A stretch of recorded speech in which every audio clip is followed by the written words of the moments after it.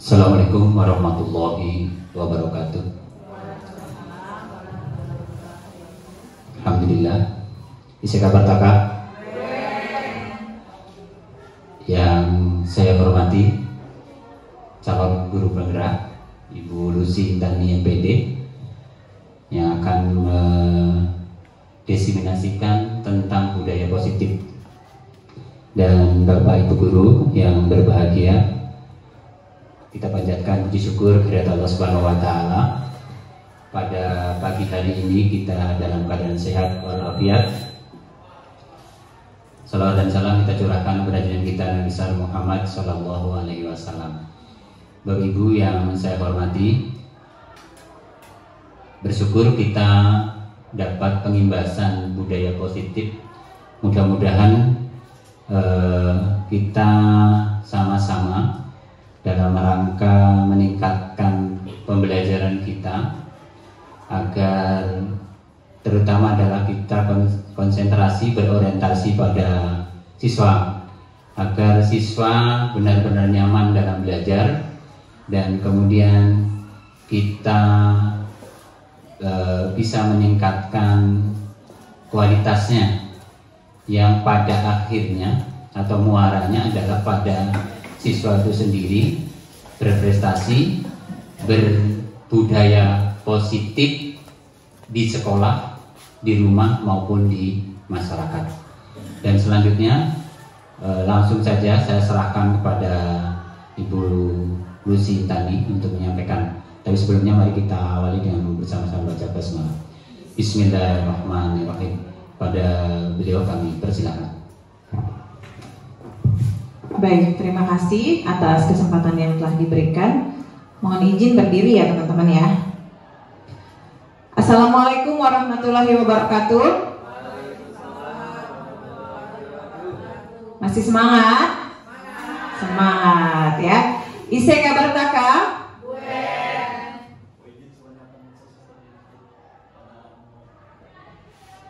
Iya, silakan Pak. Baik, Bapak Ibu yang saya hormati, mohon izin pada kesempatan baik ini saya ingin berbagi praktik baik mengenai pemahaman dan penerapan ya mengenai disiplin positif yang sudah saya terapkan. Jadi pengimbasan budaya positif di modul 1.4 untuk rekan-rekan guru semua yang ada di SMP Negeri 3 Penajam Pasir Utara.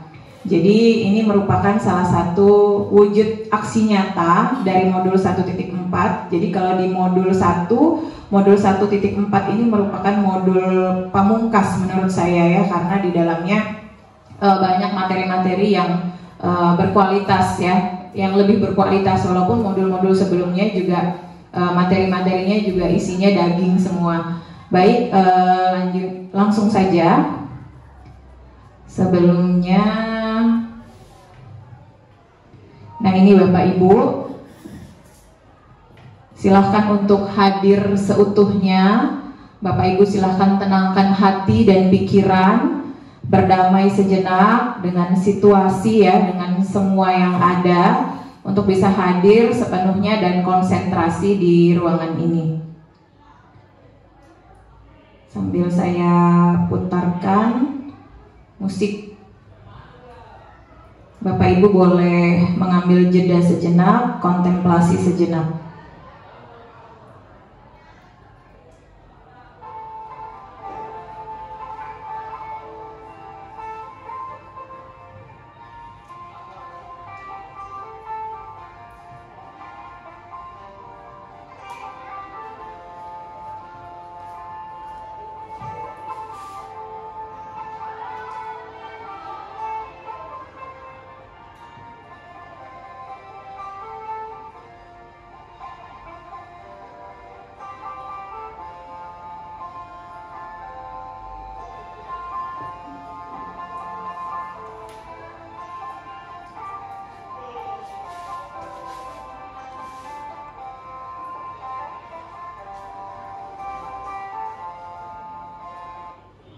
Ya, cukup ya.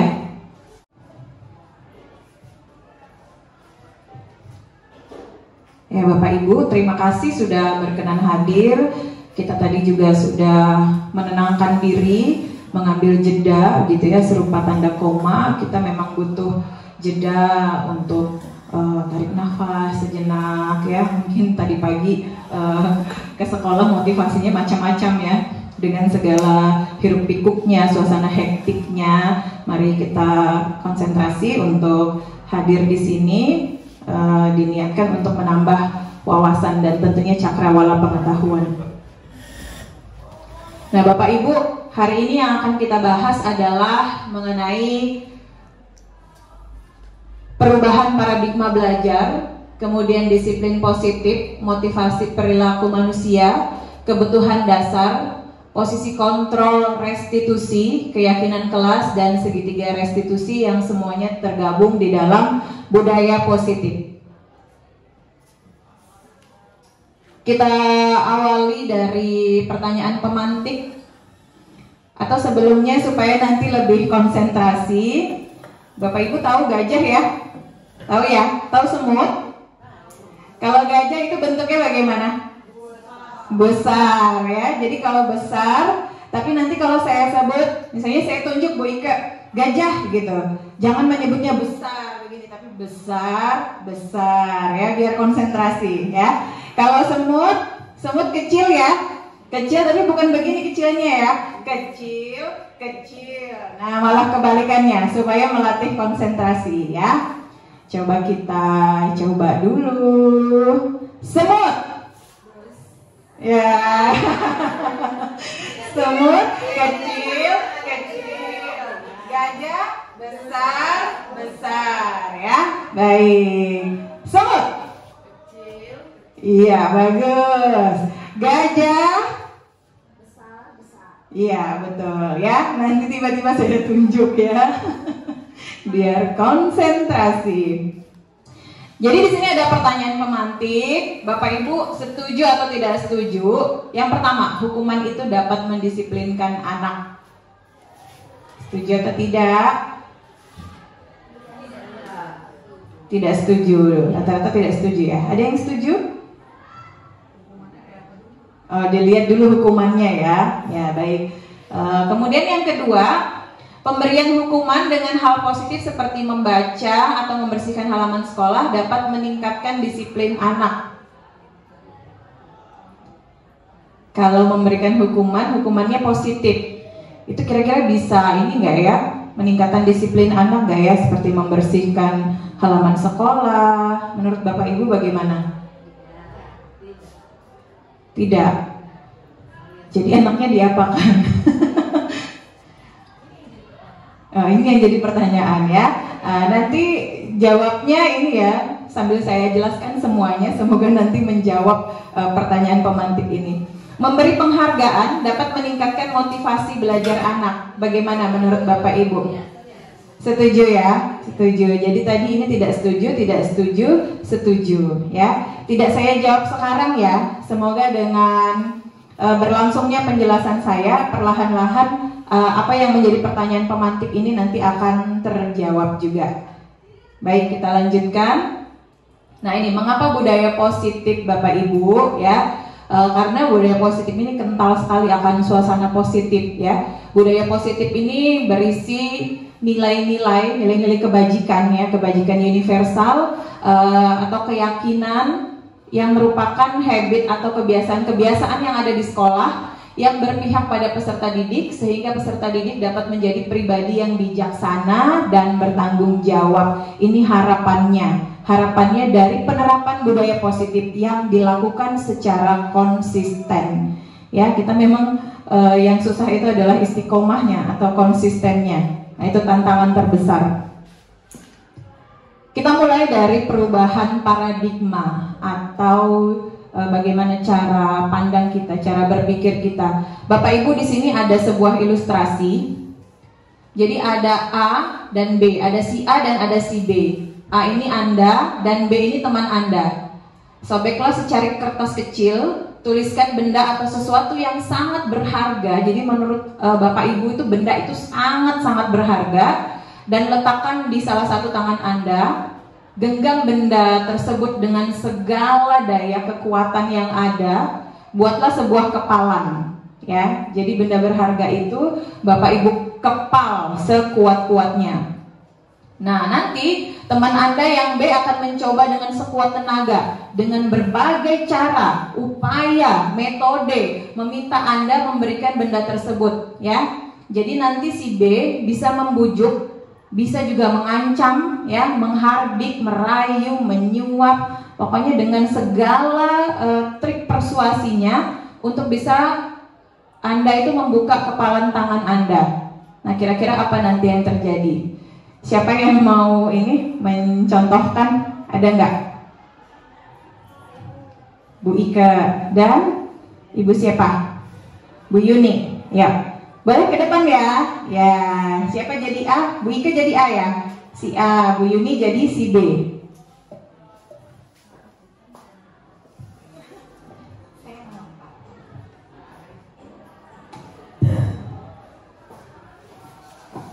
Posisinya gini. Tunggu apa sebenarnya. Kamera, rolling. Udah kah? Kamera, rolling. Enggak. Action. Yang B ya? Yang B dulu ya? Yang A dulu ya. Yang A nanti Bu Ika ya. Ya. Ya. Yang B Bu Yuni.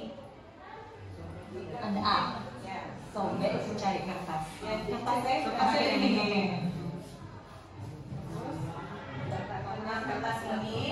Kertas ini merupakan benda berharga bagi Yuni. Ika. Ini benda berharga. Jadi yang kedua. Dengan kata B. Ya. B gimana caranya kamu mau mendapatkan ya? Sudah? Merah, rolling, action. Aku mau nah kertas yang ada di tanganmu. Mau nggak? Betul ya. Ini enggak? Mau. Kalau enggak aku Nggak boleh. bete kamu. Nggak boleh. Nanti dilaporkan sama guru. Nanti Nggak aku mau. kasih permen deh satu. Enggak. Nggak mau kalau mintanya marah-marah. Ya sudah deh, aku minta aku butuh Untuk apa? untuk nulis sesuatu. Nanti dibalikin nggak? Balikin nggak ya? Kalau nggak usah. Ayo nanti deh, aku kembali tapi kalau sudah selesai ya. Jam berapa? Mungkin nanti jam 12 pas istirahat. Kelamaan. Ya sudah deh nanti. Jam 10. Oke. Ya, mau deh.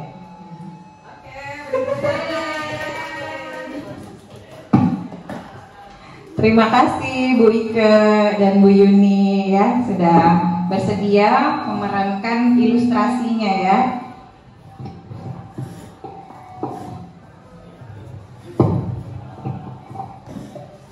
Jadi tadi Bu Ike mengepal sesuatu yang penting, Bu Yuni menginginkannya. Bu Ike tadi mau memberikan itu akhirnya dengan apa Bu Ike? Dengan kesadaran sendiri atau ada paksaan atau bagaimana? Diancam.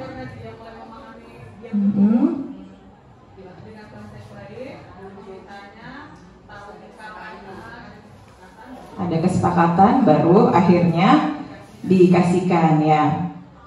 Ya jadi ini Bapak Ibu ya. Sebenarnya fungsi kontrol itu terletak pada diri kita sendiri. Jadi kita mau melakukannya atau tidak, itu diri kita yang bisa melakukan. Jadi mungkin tadi kemungkinan jawaban dari pertanyaan-pertanyaan itu bisa bervariasi. Ada yang bersedia membuka, ada yang tetap bertahan menutup kepalan tangannya.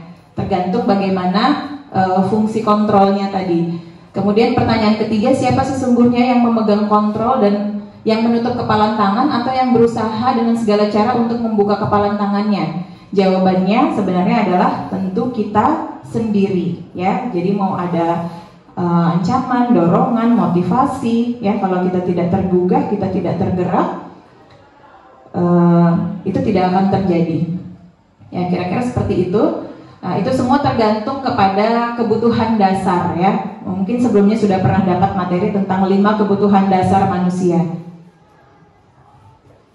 Nah ini Bapak Ibu, perubahan paradigma itu yang awalnya biasanya kita kenal dengan stimulus respon, sekarang menjadi teori kontrol. Ya, kalau di stimulus respon itu kita mencoba mengubah orang agar berpandangan sama dengan kita, ya. Nah, seperti kita kalau misalnya di dalam kelas, ya ayo harus seperti ini, harus seperti itu, gitu ya. Nah, teori kontrol itu kita berusaha memahami pandangan orang lain tentang dunia. Nah, mereka pasti punya perspektif yang berbeda.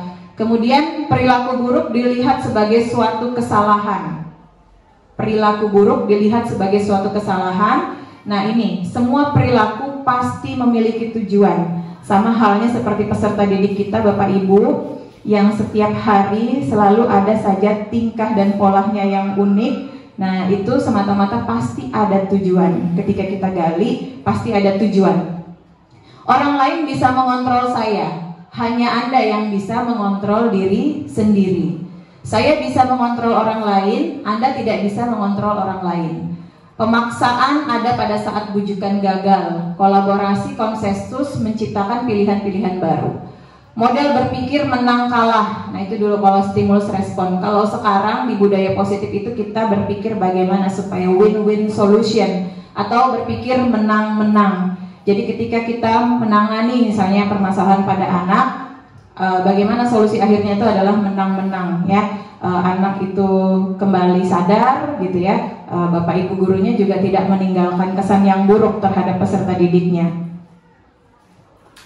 Nah, ini selanjutnya, apa makna disiplin? Disiplin itu apa kalau yang selama ini kita ketahui?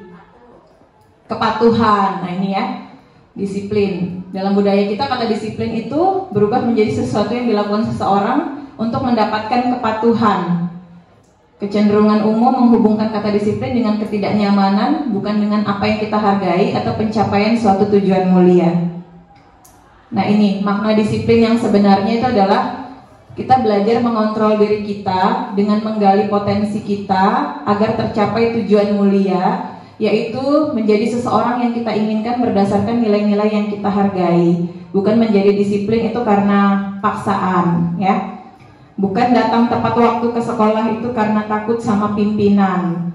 Bukan datang ke sekolah tepat waktu itu karena mau dipuji, gitu ya. Tetapi kita hadir tepat waktu karena kita memang sejatinya adalah guru yang punya nilai-nilai, yaitu bertanggung jawab. Jadi kita hadir tepat waktu itu merupakan bagian dari tanggung jawab. Jadi ada motivasi intrinsik yang setelah ini nanti akan kita bahas.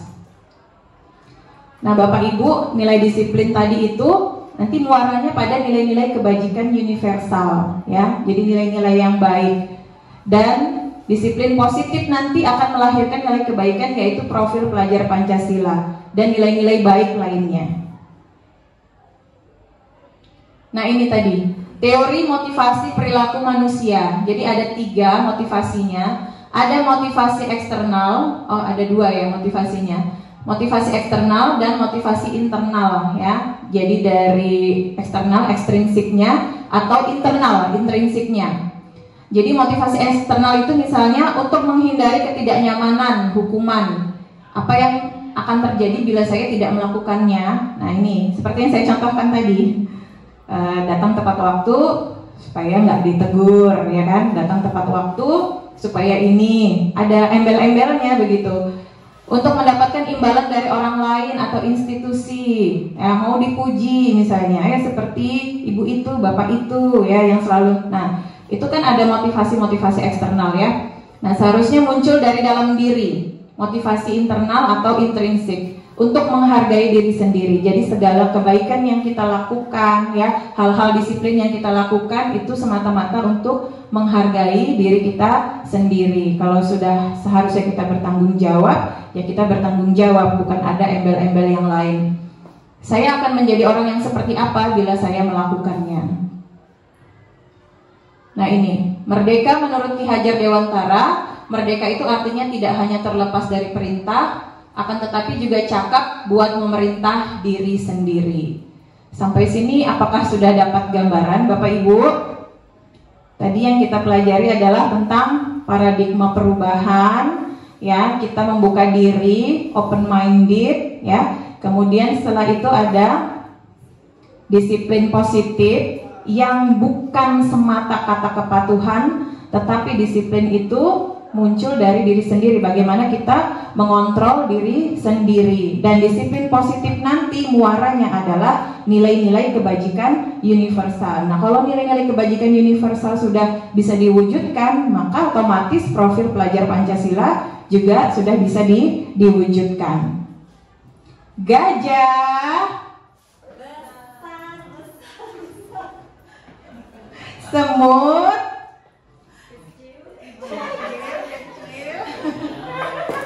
gajah.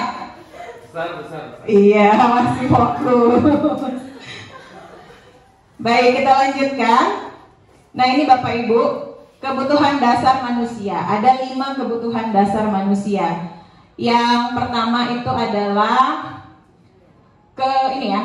kebutuhan untuk bertahan hidup, kasih sayang dan rasa diterima, kemudian penguasaan, kebebasan, dan kesenangan. Ini 5 kebutuhan dasar manusia. Nah, Bapak Ibu, saya punya soal di sini. Saya bacakan, nanti coba Bapak Ibu jawab dengan versi terbaik Bapak Ibu semuanya ya. Ibu Ani, guru wali kelas 9A di SMP Pelita Hati, sedang bingung menghadapi ulah salah satu murid di kelasnya, yaitu Agus. Ada yang namanya Agus? Tidak ada. Beberapa anak di kelas 9A telah datang padanya dan mengeluhkan Agus seringkali meminta bekal makan siang mereka dengan paksa. Jika Anda menghadapi situasi seperti Ibu Ani, apa yang akan Bapak Ibu lakukan? Menurut Anda kira-kira apa alasan Agus melakukan hal tersebut? Nah, ada yang mau menjawab? Mau coba menjawab? Jadi Agus suka makan bekalnya temannya. Iya, mau mencoba menjawab. Jadi pasti ada alasan atau tujuan Agus itu sampai seringkali mengambil makan siang temannya. Nah, dari sini pasti dia tidak sarapan. Saya menduga dia tidak sarapan, jadi dia ada rasa lapar. Itu masuk kebutuhan dasar manusia untuk bertahan hidup. Ya, terima kasih Bu Ike. Jadi Bu Ike melihatnya mungkin karena Agus itu lapar ya. Jadi mungkin latar belakang keluarganya, emaknya yang sibuk ya, atau mungkin secara ekonomi gitu ya, sehingga harus merebut bekal temannya tadi, yang kalau digolongkan ke dalam 5 kebutuhan dasar manusia itu adalah kebutuhan bertahan hidup. Ada lagi Bapak Ibu yang punya perspektif atau sudut pandang yang lain? Silahkan. Kalau saya ini tadi melihat bisa saja si Agus itu termasuk anak yang nakal, ya. Anak yang nakal biasa memalak, ya. Yang harus kita kita beri pelajaran, tapi pelajarannya mendidik nanti, ya, pelajarannya mendidik. Tapi kan anak itu bermacam-macam sifatnya. Betul. Nah, ini anak yang kebiasaan ya tidak usah jauh di sekolah kita juga Bu ya. Ada yang sifatnya memaksa makanan. Ini saya lihat di kantin sendiri. Ada temannya makan, yang satu datang, ayo aku minta makananmu, aku minta makanan. Nah itu kan sifatnya memalak kalau kita memaksa ya, memaksa temannya. Nah tapi ada anak yang suka, yang mengalah tadi ya diberikan aja. Ada anak yang mempertahankan makanannya, dia tidak memberikan. Ya. Nah ini mungkin ya termasuk sifat anak yang gimana Bu? Dari 5 kebutuhan dasar ini, kebebasan, penguasaan, kesenangan, kebebasan, kasih sayang, rasa diterima, termasuk kebebasan kayaknya. Penguasaan, karena dia bisa ini ya, maksudnya membuat temannya tunduk sama dia begitu ya. Ya baik, terima kasih Bu. Ada lagi teman-teman? Tadi mungkin dari sudut pandangnya Bu Ike tentang kebutuhan bertahan hidup, dari Bu Sam Nah, memang dia pengennya diakui gitu ya, diakui bahwa dia bisa gitu ya, menundukkan temannya. Nah, kebutuhan yang diinginkan adalah penguasaan. Silahkan Ibu Teti. Ya, terima kasih. Kalau melihat kasusnya Bu Ani ya, Bu Ani, kita jangan langsung mendoktrin. Oh, anak ini memang butuh kebebasan, butuh penguasaan. Tapi kita lihat dulu, kenapa dia seperti itu? Kita tanya dulu, kita panggil dulu, kenapa seperti itu? Bisa jadi kasusnya pertama dia memang lapar. Nah, tapi ada lagi nih karakter siswa yang dia punya sangu banyak, bawa bekal juga, gitu kan? Tapi memang dia kebutuhan dasar manusianya itu semua sudah terpenuhi, tapi kecuali yang ada satu, kasih sayang dan rasa diterima. Nah itu kita mesti cari tahu dulu nih karakter siswa ini yang kenapa nih dia bisa seperti ini. Kita harus cari tahu dulu. Jadi sebagai Bu Ani, mungkin kalau saya jadi Bu Ani, saya cari tahu dulu sampai ke akar-akarnya, sampai ke orang-orang tuanya, saya cari tahu dulu. Ini rumahnya di mana, ini orang tuanya bekerja apa, anaknya ini di sekolah sangu apa enggak. Mungkin bahkan kita sampai periksa sangunya setiap pagi, kamu sangu apa enggak, kita cek ini satu-satu sangunya gitu. Jadi kalau saya sih, mungkin si Agus ini kebutuhan dasar manusianya kurang kasih sayang dan rasa diterimanya. Iya, baik. Terima kasih Bu Teti. Bu Teti dengan perspektifnya yang berbeda dari rekan-rekan yang lain. Semuanya mungkin sudah terpenuhi ya. Kalau si Agus ya, uang ada, mau beli jajan juga bisa. Nah, tapi mungkin ada satu yang dia tidak dapatkan, yaitu rasa kasih sayang dan rasa diterima, sehingga dia mencoba mengganggu temannya gitu ya, untuk mencari perhatian, semata-mata untuk dapat pengakuan tadi, untuk dapat perhatian. Terima kasih Bapak Ibu atas jawaban terbaiknya. Nah ini Bapak Ibu, kemungkinan jawaban benar tadi kata Bu Teti. Jadi ketika ada masalah dengan anak, coba kita gali dulu, kita identifikasi dulu apa alasannya. Mungkin tidak hanya melihat dari satu sudut pandang siswa, bisa kita konfirmasi juga kepada orang tuanya atau orang lain gitu ya yang berkaitan dengan masalah tersebut. Nah, mungkin langsung bisa dilihat di sini. Dalam konteks penerapan disiplin positif, Bu Ani sebaiknya mencari tahu alasan Agus melakukan tindakan tersebut ya, untuk mengetahui jadi anak ini kenapa sih dia berbuat seperti ini, seperti tadi kan. Teori kontrol tadi pasti ada tujuannya. Apabila jawaban Agus karena ia lapar dan orang tuanya tidak membawakan bekal makanan, maka kebutuhannya adalah bertahan hidup ya. Jadi mungkin sudah saking laparnya ya, jadi akhirnya harus mengganggu temannya. Apabila jawaban Agus karena ia senang temannya jadi memperhatikan dia, kebutuhannya adalah cinta dan kasih sayang. Nah ini seperti jawaban Bu Teti tadi. Yang ini seperti jawaban Bu Ike ya. Kemudian apabila jawaban Agus adalah dia merasa hebat karena temannya jadi takut dan menuruti keinginannya, kebutuhannya adalah penguasaan. Ini senada dengan jawabannya Bu Sam tadi. Apabila jawaban Agus karena dia merasa bosan dengan bekal yang dibawakan ibunya karena selalu membawa bekal yang sama, kebutuhannya adalah kebebasan ya. Mungkin dia butuh nuansa baru, butuh menu yang baru. Bapak Ibu jangan Intel terus ya, Indomie telur terus seperti itu. Dan apabila jawaban Agus adalah karena iseng saja dan dia menikmati ekspresi wajah temannya yang kesal karena diambil makanannya, kebutuhannya adalah hanya semata mencari kesenangan ya. Dan kebutuhan dasar manusia ini bukan hanya pada anak-anak ya, pada kita orang dewasa juga sama Bapak Ibu. Baik, kita lanjutkan. Nah ini Bapak Ibu, di dalam budaya positif itu ada 5 posisi kontrol yang dilakukan oleh guru di dalam proses pembelajaran atau di dalam proses mendidik putra-putri masa depan bangsa. Posisi yang pertama adalah sebagai penghukum. Seorang penghukum bisa menggunakan hukuman fisik maupun verbal. Orang-orang yang menjalankan posisi penghukum senantiasa mengatakan bahwa sekolah memerlukan sistem atau alat yang dapat lebih menekan murid lebih dalam ya, jadi di pressure Guru-guru yang menerapkan posisi penghukum biasanya dia akan berkata, patuhi aturan saya, atau awas ya. Aduh, ini kok jadi saya banget ya, jadi saya tertampar. Kemudian kamu tuh ya selalu aja salah, selalu salah.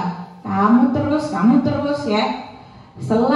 Pasti selalu yang terakhir selesai. Guru seperti ini senantiasa percaya bahwa ada satu cara agar pembelajaran bisa berhasil, yaitu dengan caranya dia. Ini adalah posisi kontrol sebagai penghukum. Kemudian yang kedua, posisi kontrol sebagai pembuat merasa bersalah. Jadi kalau yang ini tuh tidak perlu teriak-teriak, slow saja Bapak Ibu, tapi kata-katanya itu mengandung satir ya. Nah, pada posisi ini biasanya guru akan bersuara lebih lembut. Pembuat rasa bersalah akan menggunakan keheningan yang membuat orang lain merasa tidak nyaman, bersalah, atau rendah diri. Kata-kata yang keluar dengan lembut akan seperti ini.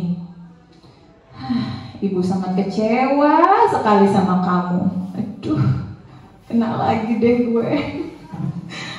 Berapa kali sih Bapak itu harus ngasih tahu kamu ya? Ayo, jangan kayak gitu. Gimana coba kalau orang tuamu yang tahu kamu berbuat begitu? Nah, secara tidak langsung anak pasti akan merasa ada di posisi bersalah. Di posisi ini murid akan memiliki penilaian diri yang buruk tentang diri mereka. Murid merasa tidak berharga dan telah mengecewakan orang-orang yang disayanginya atau orang-orang yang ada di sekitarnya. Ini fungsi kontrol yang kedua. Kita lihat fungsi kontrol yang ketiga. Fungsi kontrol yang ketiga adalah fungsi sebagai teman. Nah, pada posisi ini guru tidak akan menyakiti murid, namun akan tetap berupaya mengontrol murid melalui persuasif ya, tindakan-tindakan yang persuasif. Posisi teman pada guru bisa negatif maupun positif. Positif di sini berupa hubungan baik yang terjalin antara guru dan murid. Guru di posisi teman menggunakan hubungan baik dan humor untuk mempengaruhi seseorang. Mereka akan berkata, ayo bantu ya, bantu ibu ya, bantu bapak. Ayo, ingat nggak bantuan bapak selama ini? Ya sudah, kali ini tidak apa-apa. Nanti ibu bantu bereskan, ya. Nah, dia lebih akrab kayaknya, lebih membangun keakraban. Hal negatif dari posisi teman adalah bila suatu saat guru tersebut tidak membantu murid, murid akan kecewa dan berkata, oh, saya pikir bapak ibu teman.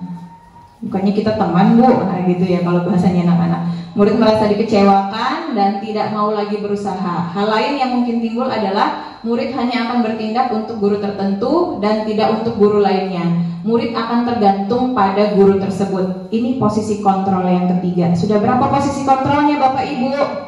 Yang pertama tadi sebagai apa? Penghukum. Yang kedua sebagai pembuat merasa bersalah. Yang ketiga sebagai teman. Gajah. Besar, besar, besar. Semut. Kecil, kecil ya. Masih konsentrasi ya. Kita sampai jam 9 Bapak Ibu ya. Tetap fokus. Posisi kontrol yang keempat sebagai pemantau. Nah, pemantau ini berarti mengawasi. Pada saat kita mengawasi, kita bertanggung jawab atas perilaku orang-orang yang kita awasi.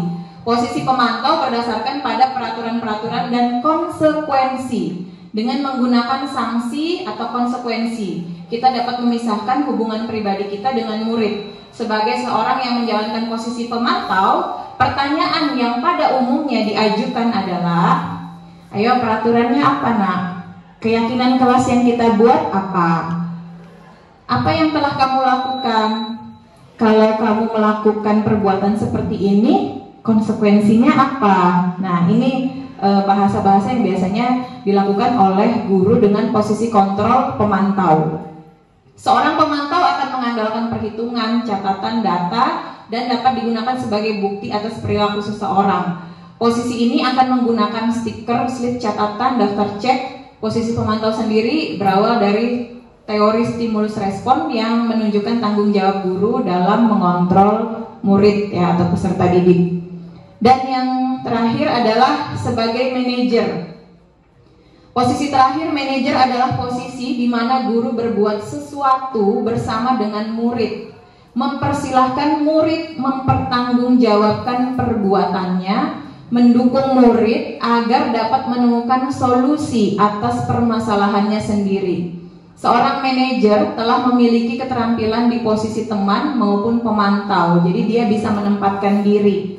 Kapan waktu yang pas untuk jadi teman, yang pas untuk jadi pemantau. Dengan demikian, bisa jadi di waktu-waktu tertentu kembali kepada kedua posisi tersebut bila diperlukan. Nah, biasanya posisi manajer ini ketika menghadapi masalah pada peserta didiknya, dia akan berkata, nah, apa yang sudah kita sepakati ya? Apa yang menjadi keyakinan kelas kita? Apa kamu belum meyakininya? Jika kamu meyakininya, apakah kamu bersedia memperbaikinya? Jika kamu memperbaiki ini, hal ini menunjukkan apa tentang dirimu?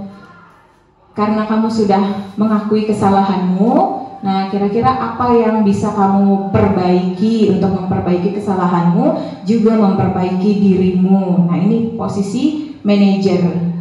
Bukan untuk mengatur perilaku, tetapi lebih membimbing murid agar dapat mengatur dirinya mencari solusi terbaik dari permasalahan-permasalahan yang sudah dibuat oleh peserta didik.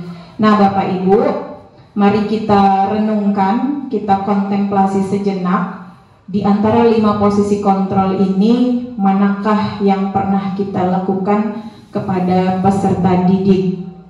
Siapa yang pernah melakukan 1 sampai 5? Saya duluan.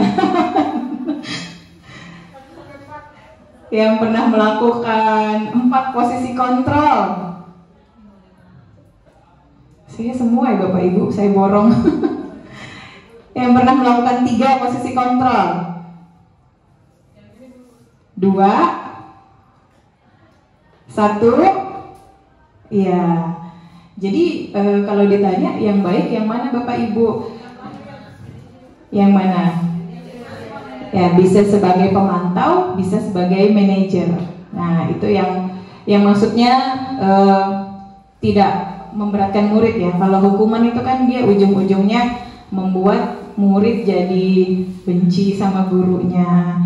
Bukan jerak, tetapi takut ya. Dilakukan hanya karena takut nanti dapat hukuman lagi. Jadi tidak ada motivasi intrinsik yang memang murni muncul dari dirinya untuk memperbaiki dirinya atau mewujudkan nilai-nilai kebajikan tadi dari yang tulus dari dalam dirinya. Ya, ini 5 posisi kontrol Bapak Ibu. Saya pun sama gitu ya, lebih sering juga kadang menghukum murid. Tetapi setelah tahu ini perlahan ya berubah, berbenah gitu ya. Semata-mata untuk siapa ya, untuk keberpihakan kepada murid tadi ya. Nah, Bapak Ibu, ini ada pernyataan-pernyataan. Kalau kita jawab berdasarkan posisi kontrolnya, tadi ada 5 ya: penghukum, pembuat merasa bersalah, kemudian teman, pemantau, dan terakhir adalah manajer. Saya kecewa sekali dengan kamu. Ini berarti apa tadi? Pembuat merasa bersalah. Kamu tuh nggak pernah bener ya makannya ya, salah terus. Penghukum ya, ayolah lakukan ya demi Bapak Ibu gurunya. Bapak Ibu minta tolong ya. Nah, ini teman. Apakah kamu mau mendapat stiker bintang hari ini? Pemantau. Bagaimana kamu bisa menyelesaikan masalah ini? Manajer. Kamu lagi sama yang terakhir. Pembuat merasa bersalah. Tepuk tangan dong. Tepuk salut kalau gitu. Tepuk salut. Salut.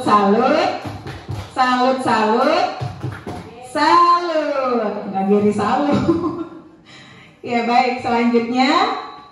Nah, ini Bapak Ibu, perbedaan hukuman dan konsekuensi. Jadi hukuman itu biasanya bersifat memaksa ya, ada aktivitas fisiknya, terkadang tidak relevan dengan kesalahan yang dilakukan oleh siswa ya, sehingga muncul rasa dendam, rasa benci gitu ya terhadap gurunya. Mungkin belasan tahun kemudian ya akan diingat sebagai, aduh ibu itu, kok dulu pernah dihukum sama ibu itu.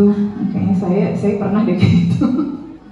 Ya, jadi kalau hukuman itu sesuatu yang menyakitkan harus terjadi, membuat anak-anak sakit baik fisik maupun hatinya. Jadi nggak hanya fisik Bapak Ibu ya, kata-kata kita yang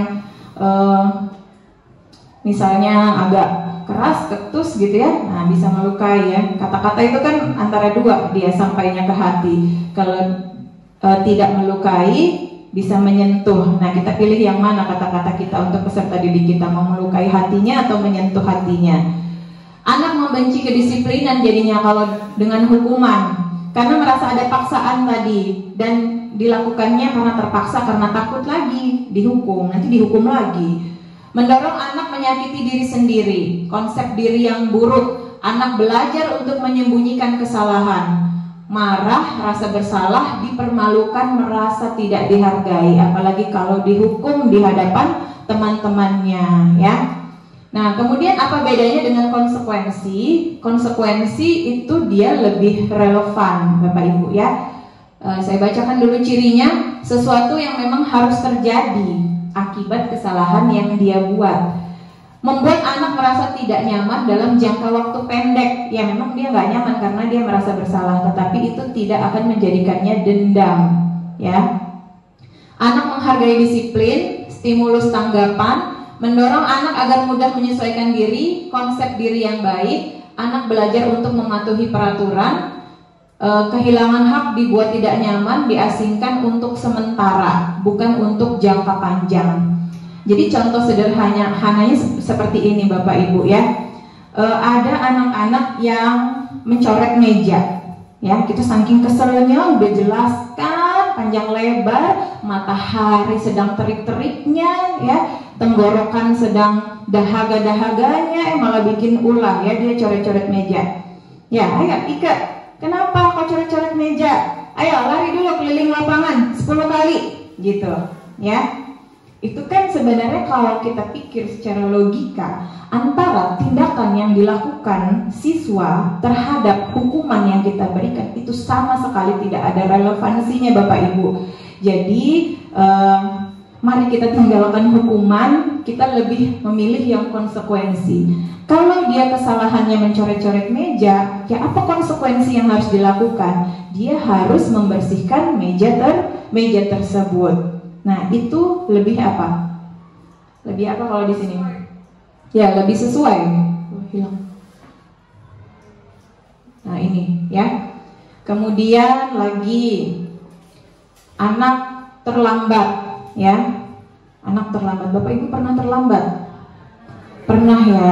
Jadi kalau anak terlambat, kira-kira langsung dimarahi. Saya itu langsung saya marahin. Kenapa kamu terlambat gitu ya? Sudah terlambat, biasanya dia upaya karena terlambat kemudian upaya sampai ke sekolah itu dengan upaya yang bagaimana? Luar biasa juga loh perjuangannya untuk sampai ke sekolah ya, walaupun akhirnya terlambat. Anaknya terlambat, tiba-tiba dihukum suruh menulis. Saya tidak akan terlambat lagi. Tulis ya pokoknya ya, 2 halaman folio ini harus penuh.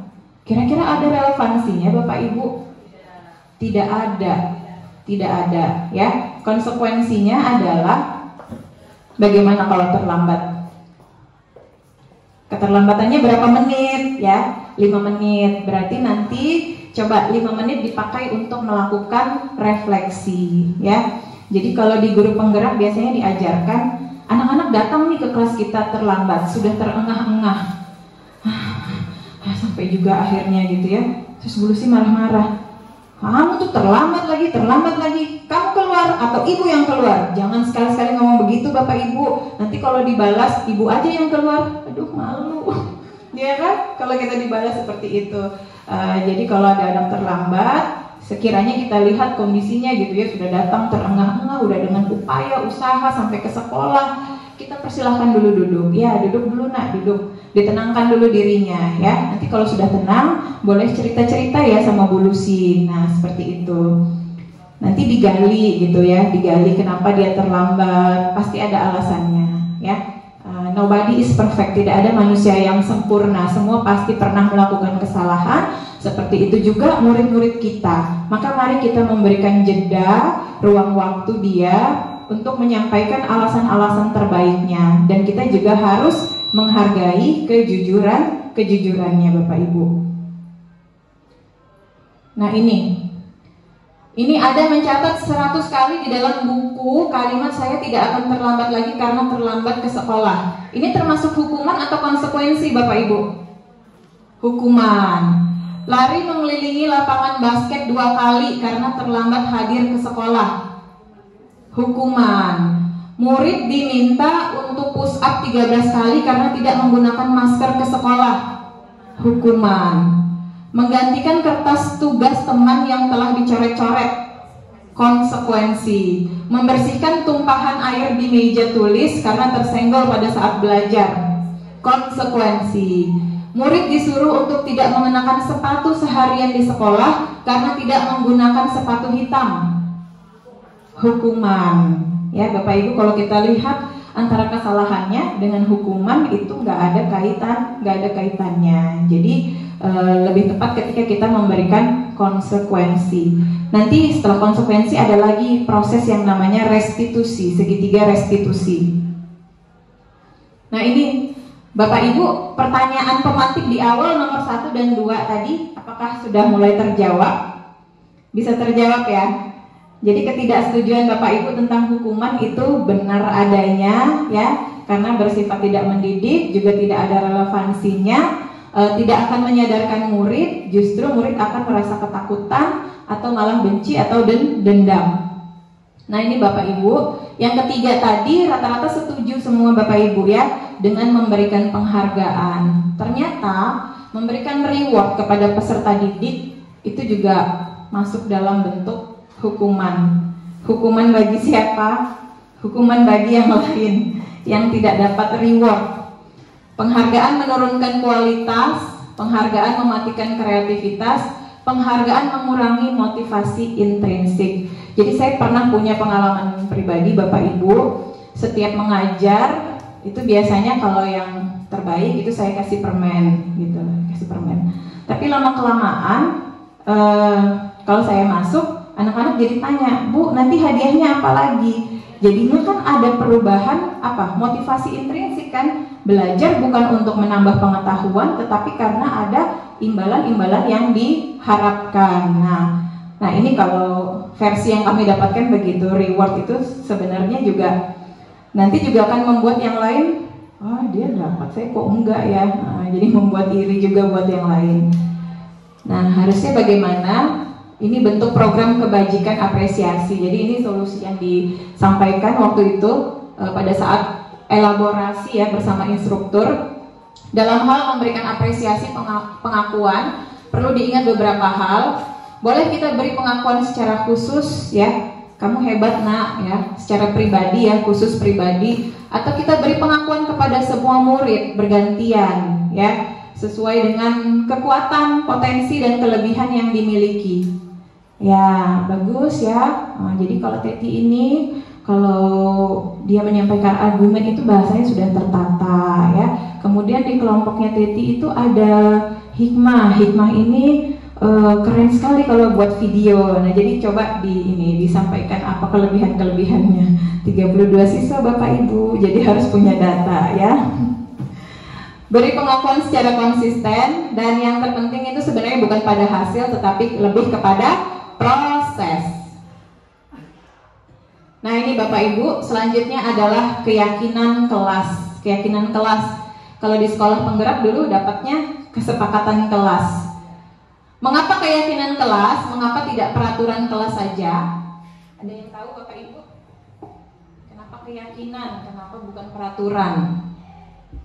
Mengapa kita memiliki peraturan tentang penggunaan helm saat mengendarai kendaraan roda 2? Untuk keselamatan ya. Tapi pada umumnya orang pakai helm karena Karena peraturan kan, karena peraturan itu makanya pakai helm supaya tidak ditilang, ya, supaya tidak diberhentikan sama Pak Polisi. Padahal kalau motivasi intrinsik muncul, ya, pakai helm ada polisi atau tidak ada polisi dipakai demi keselamatan diri sendiri. Nah, inilah yang disebut dengan keyakinan. Makanya disebut dengan keyakinan kelas, ya. Nah, ini Bapak Ibu.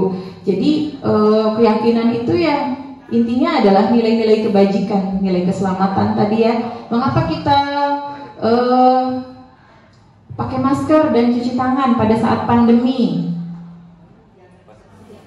Menjaga kebersihan. Untuk apa juga? Menjaga kesehatan ya, agar tidak tertular virus. Kalau itu yang kita munculkan, maka itu menjadi sebuah apa? Keyakinan kan? Keyakinan kita yang berasal dari nilai-nilai kebajikan tadi. Tapi kalau karena peraturan, pakai masker nanti ditegur gurunya, pakai masker nanti ada tim satgas COVID. Nah, itu kan lain lagi sudah ya, semata-mata karena peraturan itu tadi. Nah, ini Bapak Ibu, tapi sebenarnya kalau keyakinan kelas itu ada tahapan-tahapannya juga. Jadi dia tidak boleh menggunakan bahasa negatif seperti ini, seperti kesepakatan kelas juga. Kembalikan barang ke tempatnya, ini sebagai apa? Nilai kebajikan apa biasanya? Kalau mengembalikan barang ke tempatnya, nilai kebajikan apa yang terkandung di dalamnya? Tanggung jawab ya. Nah, jadi nanti coba dikaji ulang lagi kesepakatan kelas atau keyakinan kelas Bapak Ibu. Pastikan setiap redaksi itu termuat nilai-nilai kebajikan yang ada. Dan jangan ada bahasa yang kalimat negatif seperti ini. Kalimatnya harus yang positif. Nah, ini prosedur pembentukan keyakinan kelas. Jadi dilakukan curah pendapat dulu tentang kesepakatan-kesepakatan yang harus dibuat ya di dalam kelas. Setelah itu kita catat semua masukan-masukan siswa. Boleh langsung ditulis pakai kertas post-it dengan metode, segala metode boleh. Nah, setelah itu review kembali keyakinan-keyakinan yang sudah disepakati oleh warga kelas. Nah, kemudian ubah kalimat dari bentuk negatif menjadi bentuk positif. Setelah diubah, tinjau kembali dan pastikan setiap kalimat itu mengandung nilai kebajikan. Jadi ada nilai kebajikannya. Siswa datang tepat waktu. Berarti nilai kebajikannya adalah disiplin, tanggung jawab, dan lain sebagainya. Setelah keyakinan kelas dibuat, maka semua warga kelas dipersilakan meninjau ulang. Siapa tahu masih ada kata negatifnya, siapa tahu ada yang tidak sesuai. Kalau sudah, keyakinan kelas itu ditandatangani Bapak Ibu. Jadi semacam setelah kita menyepakati, kita taruh lembarannya di depan, tanda tangani. Jadi semacam kita membuat MOU dengan peserta didik kita. Nah, kemudian nanti ini keyakinannya ditempel di dinding kelas biar bisa dilihat sewaktu-waktu. Bahkan Bapak Ibu ketika menerapkan segitiga restitusi nanti pada bagian yang terakhir itu Bapak Ibu bisa kembalikan ini ke keyakinan kelas. Kan keyakinan kelasnya seperti ini. Nah, keyakinan kelas kan bukan hanya dibuat oleh ibu aja, tetapi oleh semua warga kelas. Nah, harusnya kamu apa? Menyepakatinya, dan sudah kamu tanda tangani loh. Menandatangani kan berarti kamu menyetujui secara penuh, secara mutlak, dan bersedia untuk bertanggung jawab. Nah, ini kita ke segitiga restitusi. Proses menciptakan kondisi bagi peserta didik untuk memperbaiki kesalahan mereka sehingga mereka bisa kembali kepada kelompok mereka dengan karakter yang lebih kuat. Segitiga restitusi ini ya gambarnya ya. Jadi dimulai dari ini Bapak Ibu menstabilkan identitas, kemudian memvalidasi tindakan yang salah, dan menanyakan keyakinan. Namanya segitiga restitusi. Saya ulang, mulai dari menstabilkan identitas, validasi tindakan yang salah, dan menanyakan keyakinan. Seperti apa segitiga restitusi itu? Nah, ini kita mulai dari menstabilkan identitas ya. Jadi anak salah nih Bapak Ibu ya, jangan langsung dimarahi. Tadi digali, diidentifikasi dulu ya. Biasanya dengan kata-kata Ya nggak apa-apa salah, setiap orang pernah berbuat salah. Bu Lucy pernah juga loh salah, ibu juga pernah terlambat gitu ya. Jadi kita itu tadi menstabilkan emosinya dia juga ya, supaya dia lebih apa? Lebih tenang ya. Tidak ada manusia yang sempurna ya. Saya juga pernah melakukan kesalahan seperti itu. Kita pasti bisa menyelesaikan ini ya. Kamu tenang dulu begitu. Jadi setelah stabil, kemudian ini kita validasi tindakan yang salah.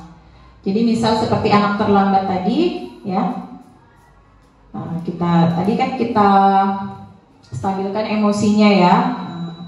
Semua orang pasti pernah terlambat, dulu sih juga pernah terlambat ya, nggak sekali lagi. Kalau ibu hitung ya ada sih mungkin ya beberapa kali gitu ya. Nah hari ini Budi terlambat, nggak apa-apa ya, nggak apa-apa. Coba ditenangkan dulu. Kita sudah melakukan yang namanya menstabilkan identitas. Setelah itu kita masuk ke validasi tindakan yang salah. Nah jadi dia sudah tahu gitu ya kesalahannya ya. Hari ini Budi terlambat ya nak ya, berapa menit terlambatnya? 15 menit ya. Nah Bu Lucy yakin Budi ini anak baik ya, anak yang bertanggung jawab, cuma hari ini terlambat. Dan ibu yakin kamu pasti punya alasan yang kuat atau punya alasan tersendiri mengapa sampai terlambat. Nah berkenankah kamu menceritakan kenapa bisa terlambat? Nanti dia akan bercerita Bapak Ibu ya. Ketika kita lebih tenang menghadapi situasinya, anak-anak juga jauh merasa lebih diterima, bukan merasa dihakimi ya, bukan merasa dipojokkan atau disudutkan. Nah setelah itu menanyakan keyakinan. Menanyakan keyakinan ini bisa dengan apa yang kita percaya sebagai keyakinan kelas tadi, boleh dikembalikan Bapak Ibu ke keyakinan kelas. Nilai umum yang telah kita sepakati, atau bisa juga menanyakan cita-cita Bapak Ibu, kaitkan dengan cita-citanya. Misalnya kalau anak tadi terlambat, terus dia cita-citanya mau jadi dokter. Nah dokter itu profesi, mau jadi dokter, profesi yang mulia loh itu nak ya. Bagaimana dokter itu dedikasinya bukan hanya pikiran, tapi juga waktu dan tenaga. Manajemen waktu kalau jadi dokter harus bagaimana? Harus bagus ya. Bisa dibayangkan kalau dokternya terlambat sedangkan pasiennya sudah sakit parah dan segera butuh pertolongan. Nah mungkin bisa dikembalikan ke situ ya Bapak Ibu ya. Nah jadi apa nak upaya yang harus kamu lakukan untuk memperbaiki kesalahanmu dan memperbaiki dirimu, supaya nanti kelak ketika jadi dokter bisa jadi dokter yang disiplin, dokter yang punya manajemen waktu yang baik ya. Sedikit saja kamu terlambat maka itu berkaitan dengan nyawa orang. Nah setelah itu dikaitkan dengan hal-hal yang seperti itu Bapak Ibu ya, supaya bisa muncul motivasi diri, dia bisa menyadari kesalahan dan dia juga bisa mencari solusi terbaik dari kesalahan yang dia buat. Nah setelah ini ketika anak sudah sadar gitu ya dengan apa yang harus dilakukan, dia sudah menyampaikan permintaan maaf dan istilahnya dia sudah introspeksi diri. Disinilah kita dapatkan yang namanya win-win solution ya. Menang-menang, semua menang. Kita sebagai guru menang, murid juga menang dan dia tidak merasa dihakimi gitu ya, tetapi lebih dihargai karena didengarkan pendapatnya. Begitu Bapak Ibu ya. Nah ini penerapan budaya positif yang pernah saya lakukan. Ini penerapan segitiga restitusi dan pembuatan keyakinan kelas. Sudah pukul 9. Nanti ada refleksi Bapak Ibu ya. Mungkin itu yang bisa saya sampaikan. Saya dengan tulus pokoknya memohon salah dan hilaf. Jadi kehadiran saya di sini bukan untuk menggurui tetapi berbagi apa yang sudah lebih dulu saya dapatkan Bapak Ibu ya. Karena di awal tadi sudah saya katakan modul 1.4 ini merupakan modul yang menurut saya tuh isinya daging semua, modul pamungkas dia. Karena di sini tuh saya kembali disadarkan begitu ya. Apa sih tujuan awal saya menjadi guru ya? Untuk mendidik dan mencerdaskan putra-putri bangsa, bukan untuk dibenci dan bukan untuk buat mereka dendam begitu. Jadi kembali tersadarkan. Bapak Ibu memang tidak mudah ya, tidak mudah, apalagi dengan segudang aktivitas kita, dengan seabrek ya hal-hal yang harus kita selesaikan, lalu menemui anak-anak yang dengan tingkah pola yang unik di kelas gitu, memang tidak mudah Bapak Ibu. Tetapi tidak ada salahnya kita mencoba, apalagi kita sudah tahu teorinya. Minimal Bapak Ibu, ketika kita sudah tahu teorinya, kita sudah tahu tentang segitiga restitusi, kita sudah tahu tentang fungsi kontrol, kita akan bertindak sesuai dengan teori yang kita ketahui, bukan berdasarkan emosi semata. Demikian Bapak Ibu, semoga memberikan seluas manfaat.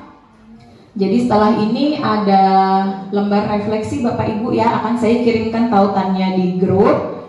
Nanti langsung diisi di sini. Ini Bapak Ibu, demikian ya, semoga memberikan pencerahan yang tadinya gelap ya, dari secercah setitik cahaya ya yang diberikan hari ini. Salam guru penggerak, tergerak, bergerak, dan menggerakkan. Jalan-jalan ke Jakarta, jangan lupa membeli mangga. Sekian dulu perjumpaan kita, semoga memberi ilmu yang berharga. Billahi taufiq wal hidayah. Wassalamualaikum warahmatullahi wabarakatuh.